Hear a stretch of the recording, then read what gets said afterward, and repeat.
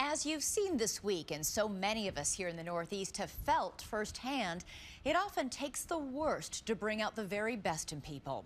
From going door to door to rescue the stranded to offering something as simple as a warm meal or a chance to recharge a cell phone.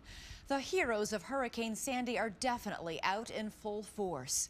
So what actually makes a hero? Tonight, as this first phase of search and rescue winds down and the brand new fear moves to gas and fuel running out, take a look at some of the most memorable heroes on land and sea. The perfect storm. The rain has really picked up. The beach used to be about 150 yards that way. We already have rescues ongoing. As 60 million Americans braced for the storm of the century, the images were harrowing. A devastating water world of flooding, fire, and fear. But in the midst of those heartbreaking losses were stories of heartwarming courage. Every rescue, a desperate rush to save lives. The water went up to my neck, sometimes it went over my head. We had to go out the second-story window. These guys helped us down from the second part of the roof. Guys, you gotta back up. Some of the most vulnerable, the 20 tiny babies housed in the 9th floor neonatal intensive care unit at NYU Langone Medical Center. They were among the hundreds of patients evacuated after the East River flooded the hospital and the backup generator lost power. For these 7 NYU nurses, it's a challenging job in the best of times. The babies range in size from just under 2 pounds to 4 pounds and require constant and careful care. With patients like this, I mean, what does your job entail exactly? Are you monitoring constantly these babies and every single vital sign? Absolutely. You can see the monitors at all times. Late Monday afternoon, Hurricane Sandy is in full force. As winds and rain buffet the windows, it is time for a shift change. The day nurses begin briefing the night shift nurses. Currently, the settings on the ventilator are such and such. The baby's feeding this, the medication is this. Suddenly, the room plunges into blackness. Those machines keeping the babies alive all go silent. For one brief moment, everyone freezes.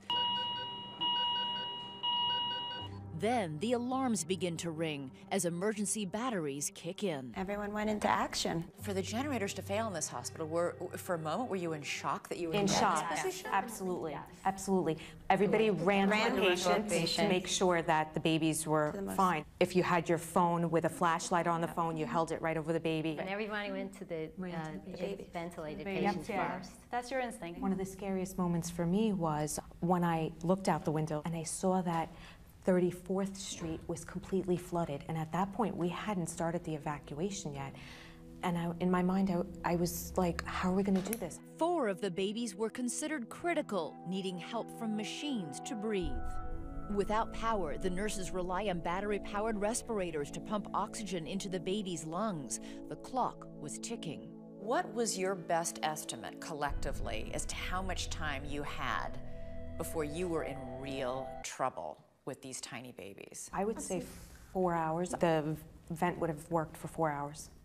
The rest of you, about the same? I would say almost 2 or 3. Annie Arachi was the nurse for the most critical baby. And he had just had abdominal surgery the day before. And this is a 2-pound baby. A 2-pound baby, just out of surgery. Just out of surgery. And still unable to breathe on his own? On medications to keep up his blood pressure. And he also had a cardiac defect, so he was our first baby to go. Each baby was surrounded by a team of medical staff, at least 5 per child. Security guards and secretaries joining the journey 9 flights down. Unable to generate their own heat, the babies are placed on warming pads and wrapped in blankets. Flashlights and cell phones light the way. They use handheld bags to pump air into the baby's tiny lungs. We literally synchronized our steps. Going down the 9 flights, I would say step, step, step, step. Today they showed us how they carefully navigated the stairs with their fragile cargo. They're so tiny.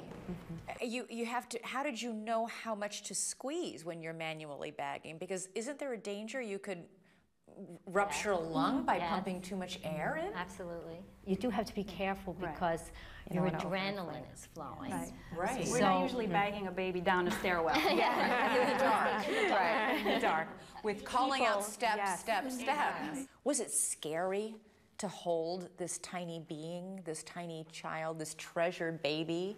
For myself, I was more worried about, okay, let me not trip on this staircase as I'm carrying somebody's precious child. Right, exactly. Because that would be unforgivable. My particular patient, she had her eyes open. She was really in tune to something is going on here. Things are changing here. This is not my usual environment. When they emerged, a line of ambulances was waiting. This video of Nurse Margot Condon cradling a tiny baby as she rode on a gurney struck a chord worldwide.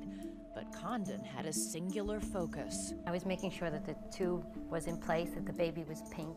But you were never taking your eyes off that baby's I was not face. taking my eyes off that baby or that tube. Like the other nurses, she did not feel panic. Her precious patient helped keep her calm. I almost felt like the babies were giving me a little comfort. Because I felt that too. They love, because they love to be held. Yes.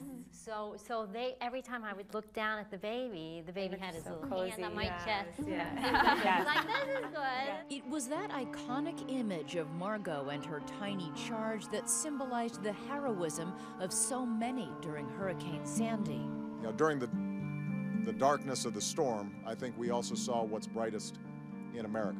Nurses at NYU Hospital carrying fragile newborns to safety. Well, even President Obama talked about you ladies and the work you did after seeing that picture of you, Margot. What is that like? Definitely gave me chills when I heard that over the radio. You know, to hear, you know, our home, you know, being mentioned like that was really touching. But President Obama's shout-out can't hold a candle to the emotional gratitude from the parents of these babies. Oh, my friend. Baby Jackson was one of the last evacuated by nurse Sandy Keong Bradbury. He is now at Montefiore Hospital. Yeah, I'm just so thankful. Sandy was right by my side through the whole time. They mean a lot to me. And at Mount Sinai Hospital, Luz Martinez wrapped her arms around Nurse Beth Largy. We were not going to let anything happen to her. In whose arms her 2-pound baby Emma survived. I'm never going to forget what you did for our daughter. I just wish that, you know, I had something to give to every one of them, but all I can say is just thank you and thank you and thank you.